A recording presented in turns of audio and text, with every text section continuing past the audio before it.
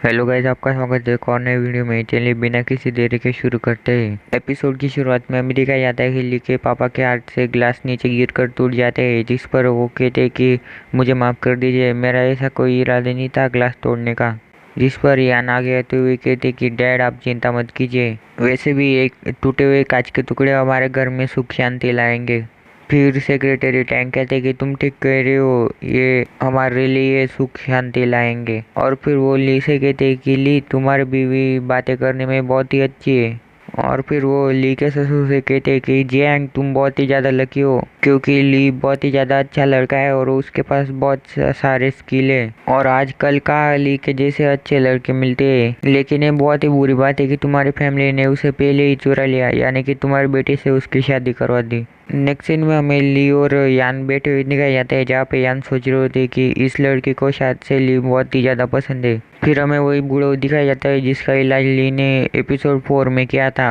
वो वहाँ पे शराब पीने वाला था कि लेकिन वो पिंक हेयर वाली लड़की चिल्लाते हुए कहती कि ग्रैंडपा आपको डॉक्टर ने मना किया है शराब पीने से। जिस पर वो बूढ़ा आदमी कहता है कि आज तो हम सारे मजे करने के लिए आए हैं, इसलिए मुझे थोड़ी सी तो पी लेने दो। फिर वो लड़की कहते कि बिल्कुल ही नहीं, आपको शराब की जगह चाय पीनी चाहिए। तभी ली कहता है कि सब ठीक है, आज के दिन उस बूढ़े आदमी को थोड़ी सी शराब पी लेने दो। फिर वो पिंक हेयर वाली लड़की शर्माते हुए कहती अगर डॉक्टर ली कह रहे तो फिर ग्रैंडपा आज के दिन शराब पी सकते हैं, वो भी ज़्यादा नहीं, बस थोड़ी सी। फिर हमें दिखाया जाता है कि यान पिंक हेयर वाली लड़की की हरकत देखकर सोच रहे होते कि ये लड़की ली की बातें सुनकर एकदम से चुप होगी। ऐसा लगता है कि ये ली को बहुत ही ज़्यादा पसंद करती है। फिर वो ली से कहती कि अभी ये थोड़े से मटन की पीस खाओ। फिर हमें दिखाया जाता है कि पिंक हेयर वाली लड़की और यान एक दूसरे को घूरे जा रहे होते हैं, जिसे देखकर ली कहता है कि यान और ये एक दोनों से क्या जेलस हो रही है और कहता है कि ये पहली बार है कि यान ने मुझे अपना पति कहा है और ये भी पहली बार है कि उसने कभी मुझे खाना खिलाने की कोशिश की है। नेक्स्ट सीन में हमें दिखाया जाता है कि पिंक हेयर वाली लड़की अपने कार में जा रही होती है, जाते हुए वो कहते हैं कि डॉक्टर ली हम अगली बार फिर से मिलेंगे। और ली उस लड़के को बाय कर रहा होता है, जहाँ पे हमें दिखाया जाता है कि यान उस लड़के को देखकर बहुत ज़्यादा जलन हो रही होती है। और फिर वो ली से कहती कि ली मेरे पापा ने सब लोगों को घर छोड़ दिया है अपनी कार में, और तुम्हारी कार कहाँ है पे मैं चलाऊंगी अब। जिस पर ली कहता है कि क्या हम तुम्हारे घर जा रहे हैं। फिर यान चिल्लाते हुए कहते कि तुम क्या कह रहे हो, वो तुम्हारा भी घर है। नेक्स्ट सीन में हमें वो दोनों कार के अंदर बैठे हुए दिखाए जाते हैं, जहाँ पे यान ली से कहते हैं कि ली मेरे मम्मी पापा गलत थे, वो तुमसे बहुत बुरी तरह पेश आते थे, मैं आशा करती हूँ कि तुम उन्हें माफ़ कर दोगे। जिस पर ली कहता है कि हाँ ठीक है ठीक है। फिर यान ली से कहती है कि ली क्या तुम्हें मुश्किल हो रही है क्योंकि तुम मुझसे शादी कर जियांग फैमिली का हिस्सा बन चुके हो, क्या मैं तुम्हारे लिए प्रॉब्लम खड़ी कर रही हूँ। जिस पर ली कहता है कि नहीं नहीं कोई बात नहीं, मैंने तो अपनी मर्जी से ही तुमसे शादी की थी। यान कहते कि मैं तुमसे इस बारे में नहीं पूछ रही थी। तभी ली कहता है कि ध्यान से गाड़ी चलाओ, ऐसे अचानक से इधर उधर मोड़ो मत। तभी हमें दिखाया जाता है कि यान गाड़ी को जोर से मोड़कर एक जगह पर खड़ी कर देती है। और फिर यान गाड़ी से बाहर निकल कर कहती है कि मेरे सामने ज़्यादा होशियार बनने की कोशिश मत करो, आज मैं यहाँ पे हमारे बीच में जो भी चीज़ें है उन्हें आज ख़त्म करना चाहती हूँ।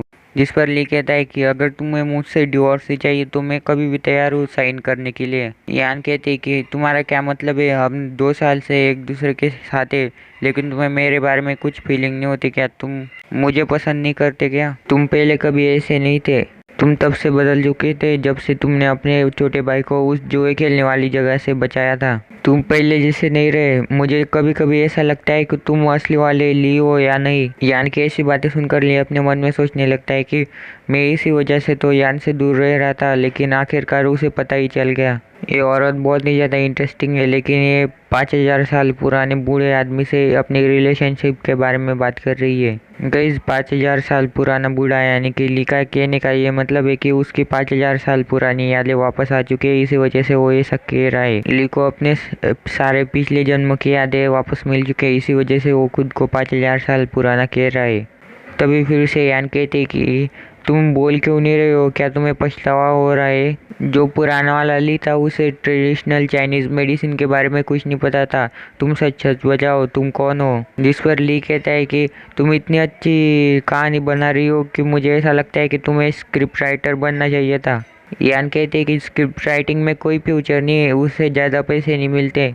फिर से यान कहते कि रुको, तुम बात बदलने की कोशिश मत करो। जिस पर ली कहता है कि मैं ही ली हूँ और मैं ट्रेडिशनल चाइनीज मेडिसिन की तब प्रैक्टिस करता था जब तुम अपने काम पर होती थी, क्योंकि मुझे अपने सर से इस धब्बे को मिटाना था कि मैं एक नल्ला इंसान हूँ, नाकारा पति हूँ। इसी वजह से मैं ट्रेडिशनल चाइनीज मेडिसिन की सीक्रेटली प्रैक्टिस करता था, लेकिन तुम्हें इसके बारे में अभी अभी पता चला क्योंकि तुम मुझ पर ध्यान नहीं देती थी।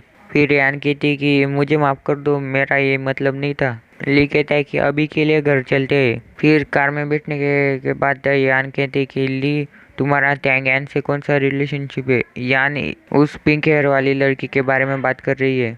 ली कहता है कि तुम अपनी कार चलाने पे ध्यान दो, फालतू बकवास मत करो। नेक्स्ट सीन में हमें यान और ली घर के अंदर दिखाए जाते हैं, जहाँ पे यान उसे पानी देती हुई कहती कि क्या तुम्हें अब अच्छा लग रहा है? अगली बार तुम ज़्यादा मत पीना।